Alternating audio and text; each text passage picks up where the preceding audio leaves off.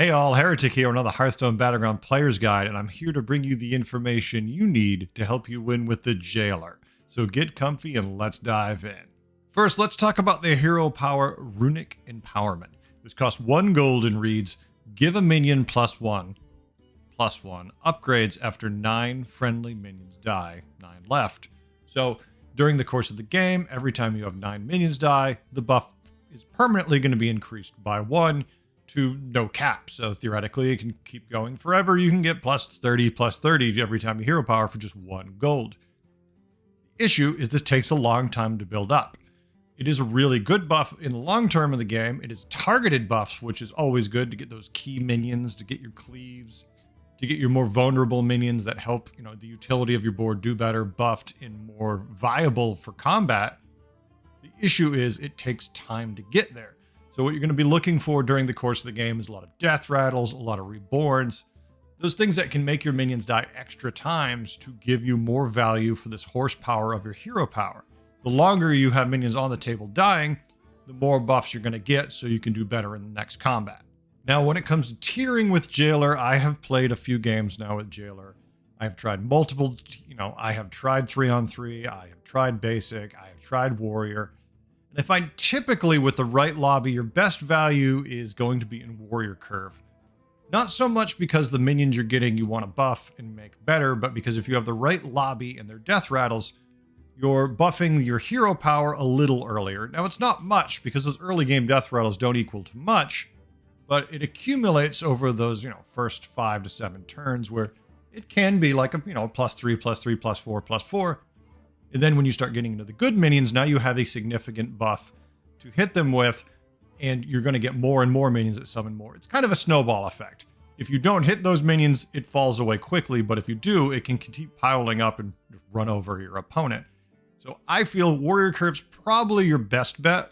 I'm sure you could point to me to lobbies and pictures on Reddit where someone's like, I went 3-on-3 and I won with a 400 Baron Rivendare. Those are going to be few and far betweens. You're always going to find someone high rolling with something silly.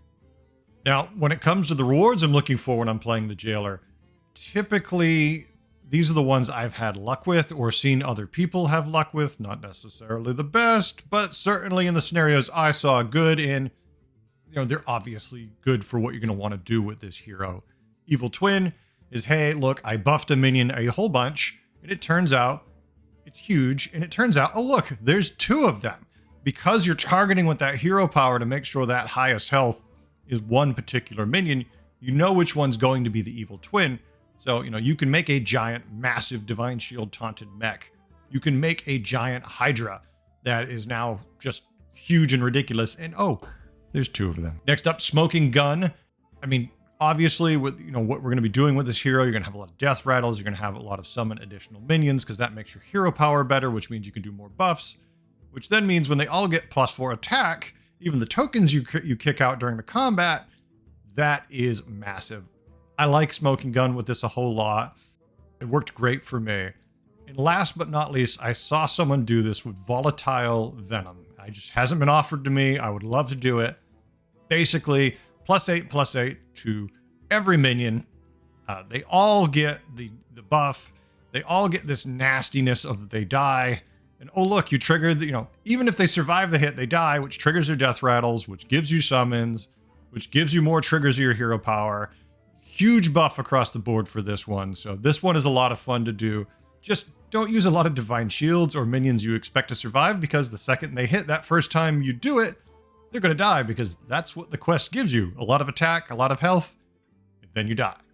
Now, when it comes to the minions, the strategies I like to use when I'm playing the Jailer, typically you're going to be leaning to demons, beasts, and mechs. Your hero power revolves around you having your minions die, and that buffing your hero power so you can buff your minions even more. So these tribes are the best because guess what?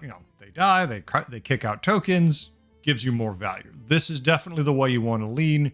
You certainly can do it with any tribe, but you're going to get your most bang for your buck right off the bat and get more consistent wins doing it with these 3 tribes. The early game, you're going to want to find every death rattle, every reborn you can find, and just buff that hero power as much as possible. So, start looking for those.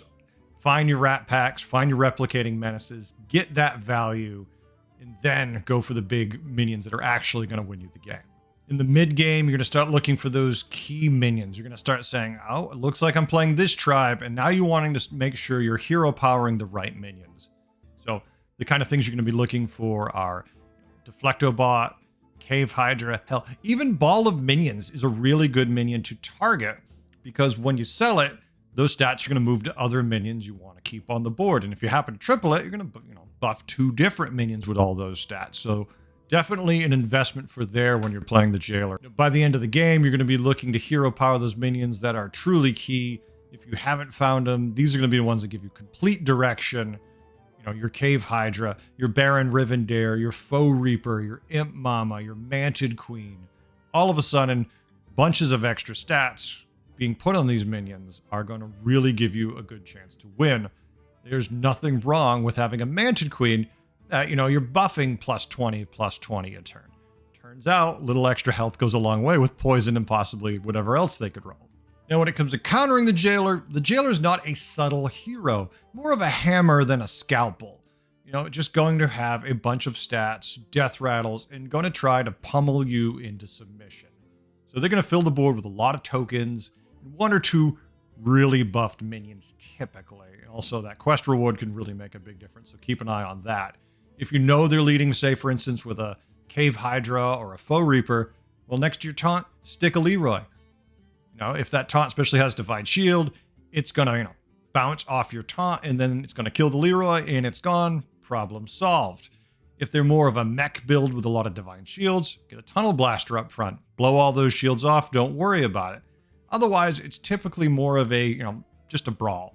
You've got a lot of stats. They've got a lot of stats. You're just banging heads until you can find the right counter to what their particular board is. Overall, I find the Jailer to be slightly underwhelming, to be honest with you. With the buffs, the way they work, of 9 minions dying to get that +1/+1, it takes a long time to really build up the value in it.